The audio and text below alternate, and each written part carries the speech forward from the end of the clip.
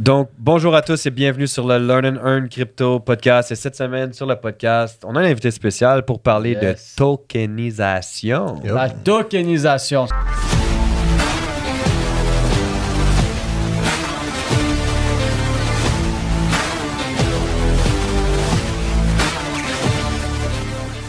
N'oubliez pas de partager le podcast. Vous savez, si vous aimez la valeur, ça vous aide, ça peut aider d'autres personnes. Alors, partagez-le, guys. Et n'oubliez pas que maintenant, tous les samedis matins, on fait des sessions complètement gratuites sur Zoom pour vous donner de la valeur pour faire une rétrospective de la semaine et du marché. Donc, soyez là, suivez-nous sur notre page Instagram, le Learn and Earn Crypto Podcast, et dans notre groupe Telegram gratuit que vous allez retrouver justement sur notre page Instagram. Donc, comme vous savez déjà, on n'est pas conseiller financier. Tout ce qu'on va dire ensemble aujourd'hui ne peut pas être vu comme un conseil financier. Vous devez faire vos propres recherches, analyses et décisions. Le trading et l'investissement, c'est risqué. Risque, ça veut dire potentiel gain, mais aussi potentiel perte. Donc voilà, toujours utiliser de l'argent que vous pouvez vous permettre de perdre. Et les résultats passés ne garantissent pas les résultats futurs. Et voilà, merci. Bon petit warning, j'aime bien. Ouais. On n'a pas le choix. Pas le choix. On n'est pas conseiller financier. Donc, on a beaucoup de chance de t'avoir avec nous aujourd'hui. Et j'aimerais que tu commences juste par prendre 30 secondes pour te présenter pour nos auditeurs comme ça. Juste pour te présenter, mon bro. Ben moi, c'est Guillaume. En fait, j'ai une chaîne YouTube qui s'appelle Parlons Cash. Parlons de Tradition, c'est A, signe de pièce H. Où est-ce que je fais des vidéos. Je fais 3 types de vidéos. Je fais des podcasts, des micro-trottoirs où j'interviewe des gens dans la rue sur l'argent, la crypto, puis je pose des petites questions aux passants, des trucs comme ça. Puis je fais des vidéos explicatives où je présente des concepts. J'ai fait une vidéo sur la tokenisation, mais je vais plus en développer avec vous en ce moment. Ben, c'est pour ça que t'es là. Exactement. Quoi? T'as bu du gourou ou quoi? Non, même pas. C'est pour ça que j'en bois pas. Parce que si moi je bois du gourou. Bois-en pas. Wow. Donc, la tokenisation. Yes. Genre, pour commencer. Ouais, c'est ça. Pas besoin de poser de questions, il est parti. Vas-y. Genre, niveau historique, les premières fois où on a.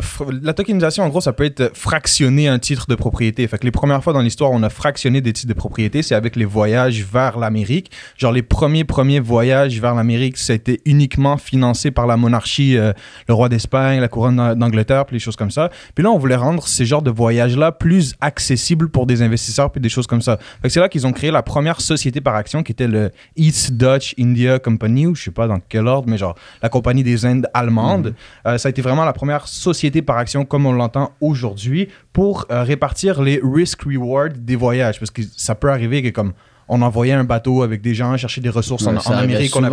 Puis c'est ça, qu'il y avait des problèmes, soit des conflits avec les Indiens, soit ils se faisaient vider par des pirates ou des genres.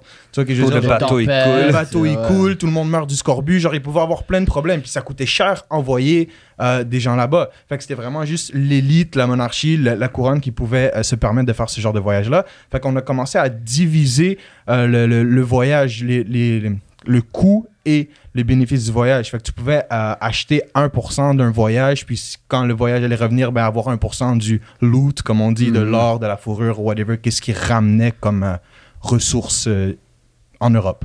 Nice. C'est très intéressant. Il a commencé par...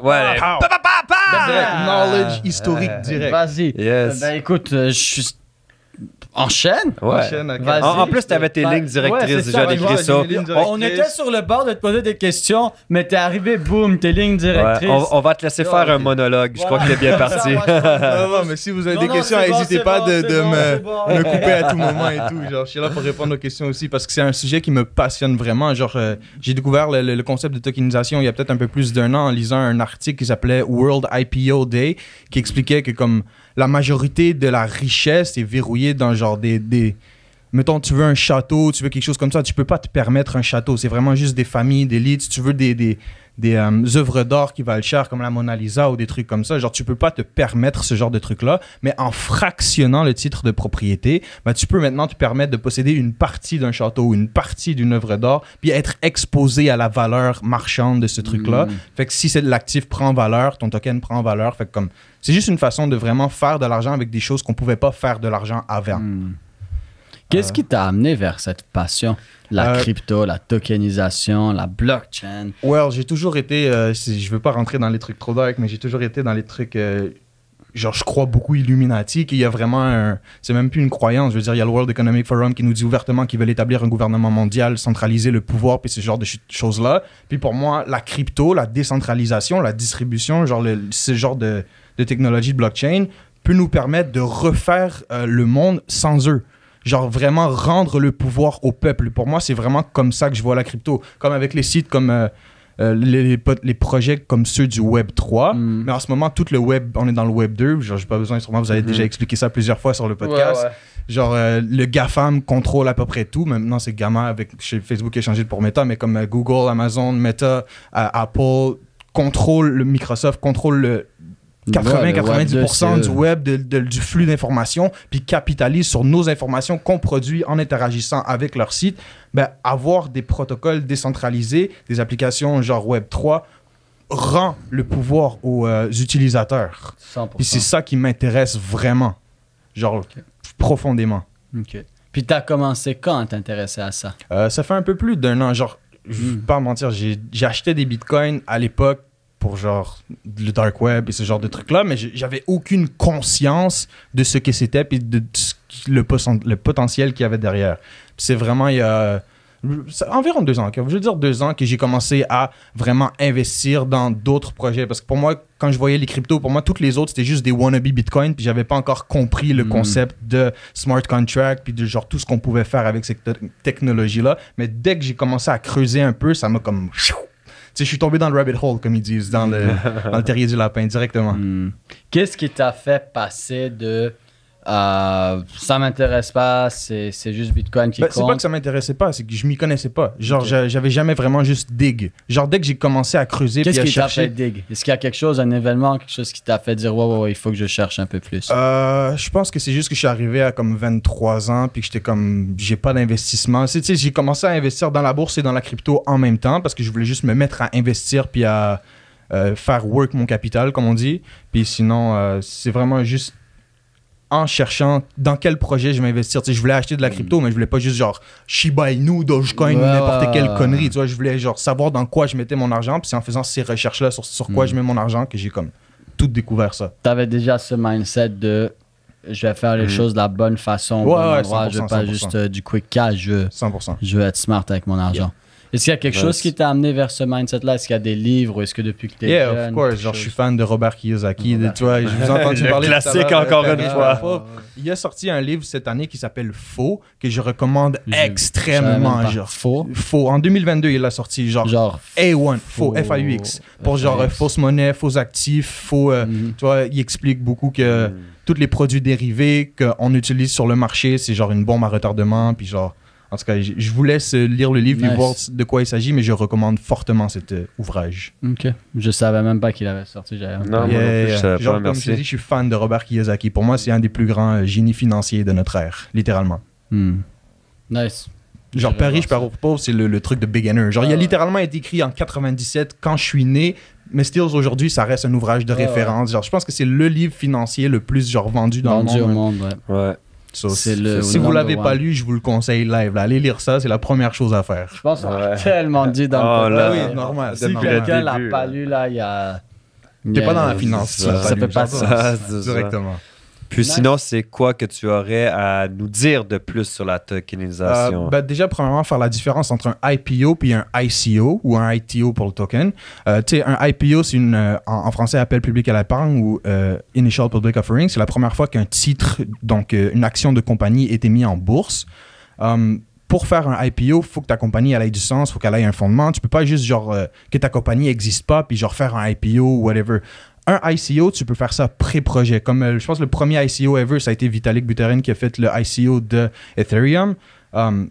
C'est vrai, c'était vraiment pré-projet, c'était un white paper, c'était une idée, il n'y avait rien de tangible de créer. Fait avec le concept de ICO, si tu as simplement une idée puis tu es capable de la matérialiser puis de bien la présenter, tu peux facilement trouver des investisseurs pour mettre de l'argent dans ton projet, même si le projet n'existe pas encore. malheureusement, ça ouvre la porte à beaucoup de scams, puis beaucoup de gens qui vont faire des faux projets ou ils vont faire des white papers qui font du sens, puis qu'après ça, ils vont juste prendre l'argent puis disparaître. Ça arrive. 90%. J'ai pas de chiffres, mais comme malheureusement, il y a un bon pourcentage de tokens de merde sur le marché, on va pas se dire. Pour ça qu'il faut faire le DOR, Do Your Own Research. C'est très important de rechercher avant de mettre ton argent n'importe où. Genre, pour moi, c'est comme 1 heure, $100. Fait que si tu veux mettre $1000, fais au moins 10 heures de recherche. Tu veux mettre, genre, en fonction de ce que tu es capable de mettre, évidemment, mais comme, mets-toi un ratio de je suis prêt à mettre tant, mais pour mettre X montant, je dois avoir fait X heures de recherche avant de le mettre. C'est intéressant le point que tu viens d'apporter. Ouais, c'est très intéressant. Yeah. $10 000 pour 1 heure de recherche. Exact. Ça dépend. Si tu es multimillionnaire, je veux dire, $10 000 pour 1 heure, ça peut être très raisonnable pour toi. Si tu es quelqu'un qui n'a même pas $10 000 à mettre, même fais plus d'heures de recherche avant de te rendre. J'aime ça, le ratio de OK, regarde, je suis prêt à mettre $100 ou $1000 ou $10 ou $100 000 par heure de recherche. C'est ça, exact. Genre, avoir 0 heure de recherche puis mettre de l'argent, pour moi, c'est complètement ridicule. C'est juste ridicule. C'est se mettre à risque. Même si c'est sur le Bitcoin, qui je considère que c'est l'actif le moins risqué dans la crypto. Si tu n'as fait aucune recherche sur le Bitcoin puis tu te mets à acheter des Bitcoins, tu es peut-être au mauvais timing du marché. Puis si tu avais fait des recherches, tu serais dans un meilleur timing puis tu aurais mieux compris le cycle et comment ça fonctionne. Exact. 100%. 100%. Nice. Ouais. Sinon, un token, ça peut être pour moi 2 choses. Ça peut être soit un titre de propriété, fait que genre, comme une action, ça représente un pourcentage de propriété, mais ça peut aussi être un droit. Je sais pas si vous avez vu V-Friends de Gary Vee, mais genre, quand tu achètes son NFT, ça te donne un droit d'accès à lui. Fait que genre, tu peux avoir un Zoom call, une game de ping-pong, ou genre, tu sais, il y a plusieurs trucs qui viennent avec ça. Fait qu'un token, c'est pas forcément un titre de propriété. Pour moi, c'est vraiment un contrat entre l'émetteur puis l'investisseur. Fait que genre, quand tu écris un contrat, tu peux mettre n'importe ce que tu veux dans le contrat. Comme c'est toi qui décides les clauses et tout. Puis après ça, c'est celui qui le signe, ou dans ce cas-là, c'est l'investisseur qui va acheter le token qui décide s'il accepte ou pas. Genre, s'il achète ton token, ça veut dire qu'il accepte les termes de ton contrat. S'il l'achète pas, ça veut dire qu'il refuse les termes de ton contrat. Fait que si tu fais un token avec des clauses ou genre un contrat qui fait aucun sens, il y a juste personne qui va l'acheter. Ça t'incite à faire comme quelque chose de bon.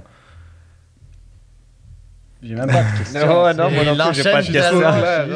Ben vas-y, je crois que tu avais noté déjà des points. J'ai noté quelques trucs, genre... je pense que c'est la première fois qu'on pose pas de questions. Ouais, moi je suis là, il parle, j'écoute, je suis comme, c'est quoi la prochaine question que je pourrais poser? Je me sens j'ai comme pas un de questions. Ouais, vas-y. Tu vois, d'habitude on pose des questions, là on est juste comme...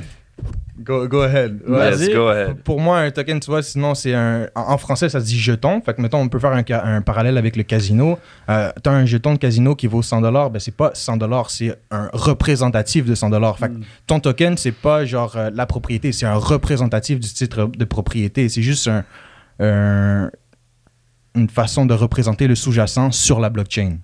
Si je peux dire ça comme ça. Ouais, 100%. Nice. Yeah. Nice. Est-ce que après que tu as fait tes recherches, tu vois, que tu as trouvé Bitcoin, ensuite tu as fait tes autres recherches, c'est quoi ton top 3 de tes projets favoris? Bien sûr, ce n'est pas un conseil financier, mais... autre que Bitcoin? Genre autre que Bitcoin, Ethereum? Sors Bitcoin, Ethereum. Ouais, enlève Bitcoin, Ethereum de l'équation. Je veux dire, les gens, ils... Parce que c'est mes deux plus grosses positions. Bitcoin, Ethereum. Évidemment. En dehors de Bitcoin et Ethereum. Je suis bullish sur Polkadot, le fait de l'interconnexion des blockchains, parce que je suis pas sûr, genre c'est pas un conseil d'investissement, mais genre on sait pas s'il va avoir plus tard une blockchain sur laquelle va tout avoir puis on va être capable de tout faire tourner, ou s'il va avoir plusieurs blockchains. S'il y a plusieurs blockchains, ben l'idéal ce serait d'avoir une façon de les interconnecter, de pouvoir faire des transferts d'un token d'une blockchain à l'autre, ce genre de choses là. Puis c'est ça que Polkadot, l'écosystème dans un sens essaie de faire, c'est d'avoir plusieurs parachains puis de pouvoir tout interconnecter. Fait que pour moi c'est un projet qui fait beaucoup de sens. Sinon un petit projet dans lequel j'ai investi dans le ICO, ça s'appelle le Winkyverse. Je sais pas si vous avez entendu parler de ça. C'est comme un petit robot éducatif qui apprennent aux jeunes à coder ou les mathématiques. C'est genre vraiment un petit robot, un petit jouet. Puis dans le jouet, il y a des applications que tu vas acheter avec le token de Winkyverse. Puis c'est juste genre des trucs éducatifs. Fait que moi, personnellement, pour mon enfant, plus tard, j'aimerais ça avoir ce petit robot-là qui va lui apprendre par le jeu les mathématiques, le codage, la grammaire, d'autres langues, puis ce genre de trucs-là. Ouais, j'en avais entendu parler, mais j'ai pas... C'est super intéressant. Yeah, genre le projet, je le trouve vraiment cool. J'ai une fille de 3 ans, ça me parle beaucoup. C'est ça. Puis, Winkyverse. quand tu achètes un token, on dit toujours, genre, regarde l'équipe. Qui est derrière le projet? Est-ce que, tu sais, oui, c'est beau si le projet fait du sens puis il sonne bien, mais genre, est-ce que les gens qui travaillent derrière vont être capables de vraiment se rendre là? Tu peux avoir le plus beau bateau de la planète si l'équipage sait pas naviguer. Si t'as un mauvais capitaine, oublie ça sert à rien. Quand tu vas sur le site de la compagnie, tu cliques sur l'équipe, puis tu vois juste le nom, ou des fois tu vois des photos d'avatars avec des faux noms, t'es comme genre... Il y a des trucs ça comme m'en tu peux dit pas long. faire... Ouais, c'est ça, comme le Shiba Inu, tu sais pas qui y a derrière. C'est genre un gars qui se fait appeler Ryoshi ou whatever, qui est comme... C'est louche as fuck. Je veux pas mettre mon argent dans quelque chose comme Bitcoin était louche as fuck au début. Ouais, exact. Mais maintenant, Bitcoin, je pense que maintenant, ça fait sa preuve. C'est différent. Time-proof, c'est un peu ça comme ça. Mais le Winkiverse, c'est un projet qui a été mis par la Polytechnique de France. Littéralement, c'est les ingénieurs de la Polytechnique de France qui gèrent ce projet-là. Puis ils ont vraiment un roadmap sur plusieurs années. 2024, ils veulent sortir un dessin animé par rapport aux robots pour comme créer l'intérêt chez les jeunes et ce genre de trucs-là. Fait comme j'ai mis mon argent, je pense que ça fait un peu plus d'1 an, puis je pense pas le ressortir avant 5-10 ans de là. Nice. Comme je veux vraiment laisser voir le projet se développer avant de capitaliser. Tu vois, il faut avoir une mentalité long terme par rapport à ça. Vraiment. Ce projet, je vais le prendre. C'est notre Winkiverse. Comment tu l'écris? Polkadot Winkiverse. W-Y-N-K-I-V-E-R-S. Ou inverse le I puis le Y, je suis jamais sûr. Genre, c'est c'est bon. W. Je vais trouver comme ça. Au moins, je sais Winkiverse. Winkiverse. Good, thanks. Puis en troisième, sur quoi je suis bullish. Le GRT de Graph qu'on appelle ou Quant, qui sont les genres d'indexeurs. Un indexeur, pour ceux qui ne savent pas, c'est comme on va prendre plein de données puis en faire un genre de résumé pour que ce soit facile de faire des recherches. Parce qu'avec la blockchain, mais je veux dire, il y a des blocs qui s'ajoutent en permanence, fait que ça devient de plus en plus dur. Quand tu cherches ton information, tu cherches à travers de plus en plus d'informations, fait qu'on aura besoin de protocoles qui vont comme condenser l'information puis faire en sorte que les recherches soient simplifiées. C'est ça, GRT, Quant, ce genre de trucs-là, pour avoir des on-chain data, puis ce genre de trucs-là. Nice. Très utile. C'est ça, je cherche des projets qui ont une réelle application, comme ce genre de trucs-là. Polkadot, puis GRT, vraiment, c'est ceux où je suis pas mal bullish. Pour quelqu'un qui est nouveau, puis est comme, OK, écoute, moi j'ai envie de faire mes recherches, mais comment est-ce que je trouve des projets et comment est-ce que je fais mes recherches sur un projet? Exact. Question intéressante.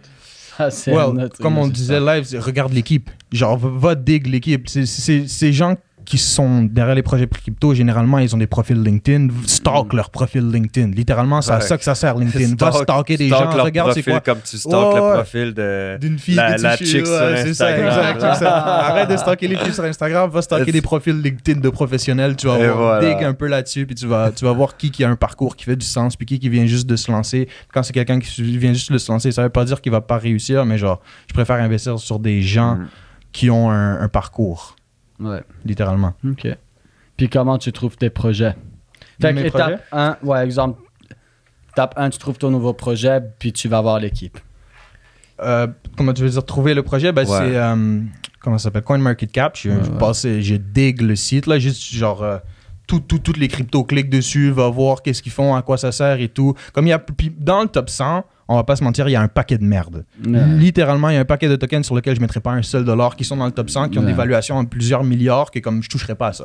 Littéralement. Fait que genre, vas-y projet par projet. Sinon, je veux dire, il y a beaucoup de YouTubers, des gens comme vous qui parlaient de projets et des trucs comme ça. Fait que quand tu vois quelqu'un de sérieux, comme moi, j'aime beaucoup Hasher, je sais pas si vous connaissez, c'est un français. Genre, c'est en grande partie à cause de lui que comme je me suis mis à créer du contenu sur la crypto puis ce genre de trucs-là parce qu'il m'a beaucoup inspiré. Il a parlé de beaucoup de projets sérieux que je suis allé voir, comme le H-Bar puis ce genre de trucs-là que comme j'ai découvert grâce à un YouTuber qu'il en a parlé. Fait que je suis allé faire mes recherches. Puis en faisant mes recherches, j'ai fait comme « Ah, OK, ça fait du sens. Je vais en acheter un petit peu. » T'as une section aussi, si je me trompe pas, sur CoinMarketCap. J'essaie de regarder en ce moment au CoinGecko que c'est tous les nouveaux qui viennent de rentrer sur le site web. Les deux, là.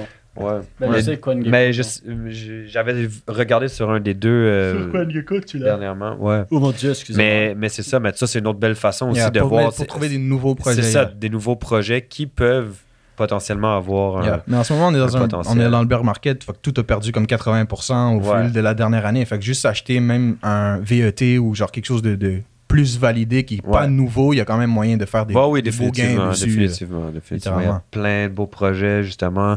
Dans l'Académie, Samuel nous a préparé une belle liste de 70 projets, c'est ça, 70? That's dope, je serais curieux de voir cette liste-là. 70 projets, donc si vous la voulez, envoyez-nous un DM, puis on va vous montrer comment l'obtenir. C'est sûr que c'est des projets qu'il faut faire ses recherches. Je suis pas dans tous ces projets. Ça, exactement. Sur ces 70, partagent une liste que vous devez aller tout acheter directement sans regarder. Sur ces 70 projets-là, je suis dans 15 projets. Ça ne veut pas dire que les autres sont mauvais.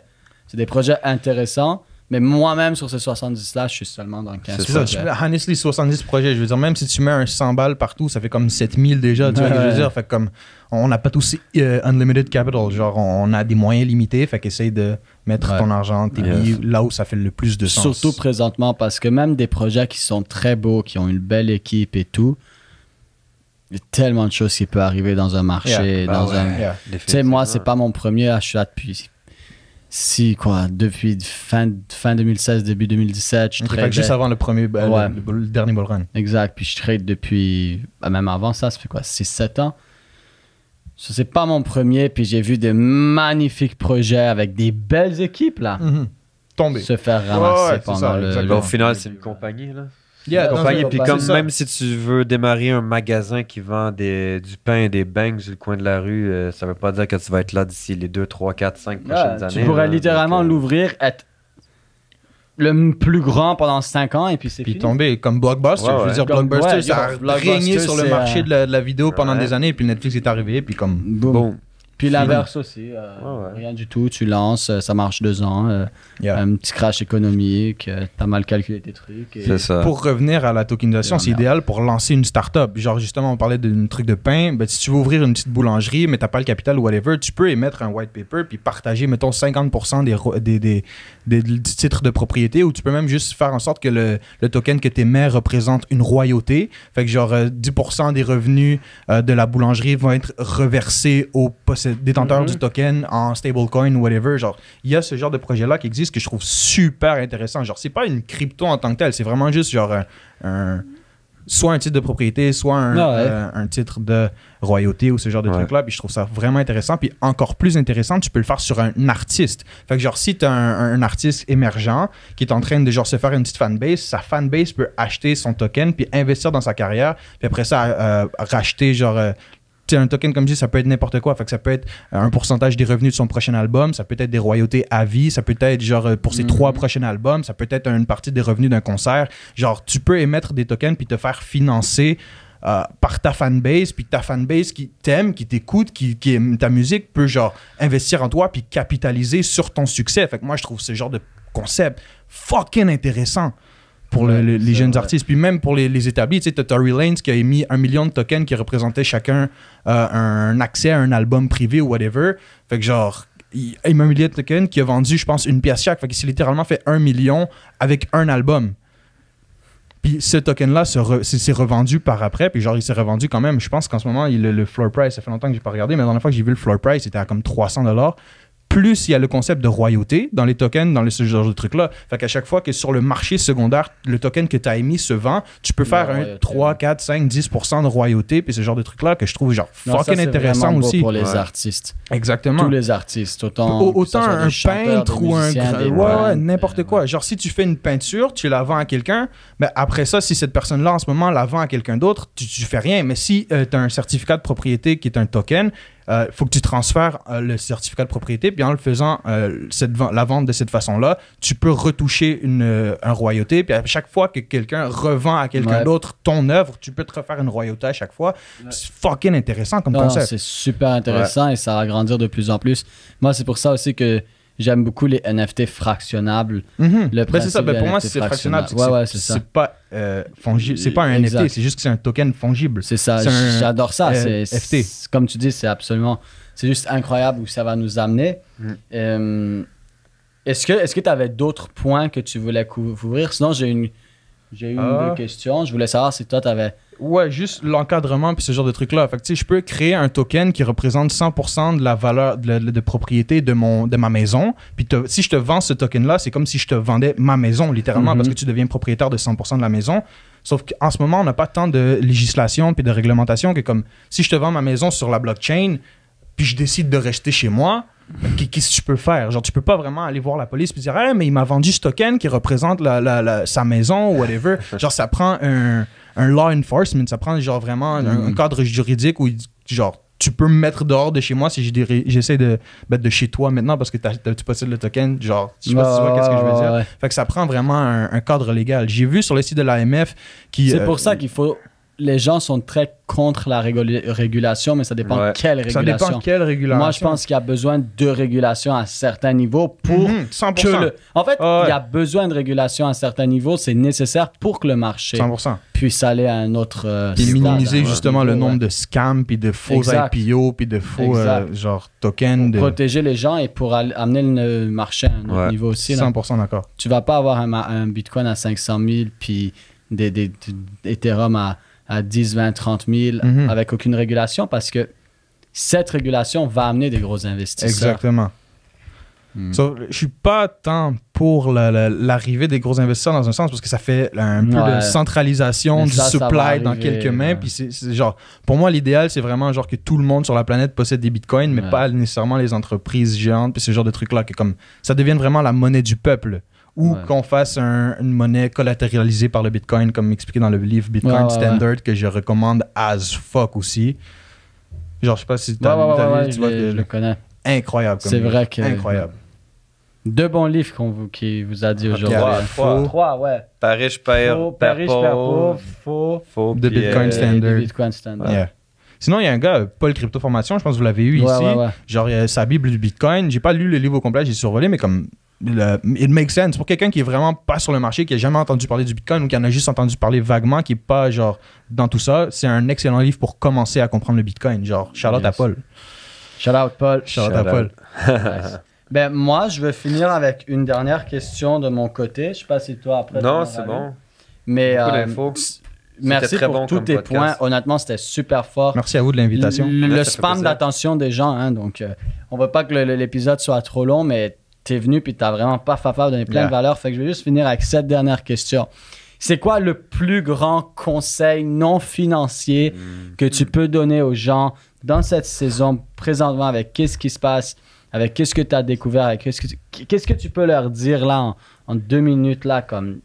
En vrai, ça a déjà été dit, c'est Dior, fais tes propres recherches. Genre, ne mets pas l'argent dans quelque chose que tu connais pas. Genre, tu sais, le marché fonctionne par cycle. Puis si je l'avais compris plus tôt, comme tu sais, quand je suis rentré dans le marché, j'ai un petit peu, genre, mis dans des endroits où j'aurais pas dû mettre parce que j'ai commencé à mettre de l'argent avant de faire trop de recherches. C'est pour ça que j'ai vraiment mon ratio maintenant de genre 1 heure de recherche, X temps de recherche pour Y montant d'argent. En faisant ça, tu t'assures de genre... Pas tu t'assures de ne pas perdre, mais comme tu mets les chances de ton côté. Exact. Genre vraiment, il y aura toujours des risques, il y a toujours moyen que le Bitcoin tombe, que genre quelqu'un réussisse à trouver une façon de scam des clés privées et ce genre de trucs-là. Le risque va toujours exister, mais le risque est partout. Il y a aucun endroit, à part genre des bons du trésor, puis encore là, ça arrive que des gouvernements font défaut sur leurs dettes. Ça peut arriver ça aussi, fait que comme... Il y aura toujours des risques, mais comme plus tu fais de recherche, plus tu comprends ce dans quoi t'es, mieux ça va aller pour toi, puis plus tu risques de comme bien t'en sortir, littéralement. $100 par heure de recherche. Pour vrai, c'est ça. Quand tu commences $100 par heure de recherche, ça fait du gros... Ben, même, tu peux mettre $50 par heure de recherche si t'as pas beaucoup de budget ou whatever. C'est ça. Ça dépend de toi, du temps que t'as de libre. Si t'as un travail, des enfants, whatever, que t'es limité, OK, mais ou si t'as pas beaucoup d'argent, like, fais ton ratio à toi, mais comme fais des recherches. L'information, elle est là, puis elle est facile à trouver. Il y a plein de bons podcasts, il y a plein de gens super intelligents. Genre YouTube, c'est excellent. J'ai appris tellement sur fucking YouTube. Genre les gens ils rient genre je suis allé à l'université, toi t'apprends sur YouTube. Like I don't give a shit. Like sur YouTube, genre à l'université c'est un prof qui parle devant une classe, sur YouTube c'est quelqu'un qui parle devant une caméra. C'est pas parce que le gars est devant la classe qu'il dit nécessairement des choses qui font plus de chance que celui qui est devant la caméra. Genre littéralement, j'ai vu comme Robert Kiyosaki, c'est pas un prof d'université, mais still si t'écoutes ce qu'il a à dire, like it's smart, tu vas apprendre. Littéralement. Ouais. Merci d'être venu. Merci pour vrai, c'était très instructif. Rempli de valeur. Guys, partagez les podcasts, partagez l'épisode. Vous avez aimé les podcasts, vous avez aimé cet épisode, vous avez trouvé de la valeur et il y en a eu de la valeur. Partagez-le avec d'autres personnes pour qu'eux aussi puissent avoir cette valeur-là. Yes. Puis on se voit sur le samedi. Épisode. On se voit samedi. On se voit samedi matin, 10h du matin. 16h de Montréal, Paris. 16h de Paris. Zoom public, gratuit, ouvert à tous. Le lien va être partagé dans notre groupe Telegram. Je vais rejoindre votre Zoom. Yes. Je suis down. Let's go. Yes. Allez sur la page Instagram, suivez-nous. Vous allez trouver notre page Telegram là-bas. Vous allez dans le groupe Telegram, c'est gratuit. Et on fait le samedi matin des overviews de la semaine, de chart, des prix, d'absolument tout. C'est gratuit. Nombre de places limitées, par exemple. Donc, le premier qui clique sur le lien, il est dans le... Premier arrivé, premier servi. Et voilà. Il y a un nombre de places limitées sur Zoom, so that's it. All right. Bon, merci les gars. Yeah, ça fait plaisir. Ciao. Ciao. Bonne journée. Journée.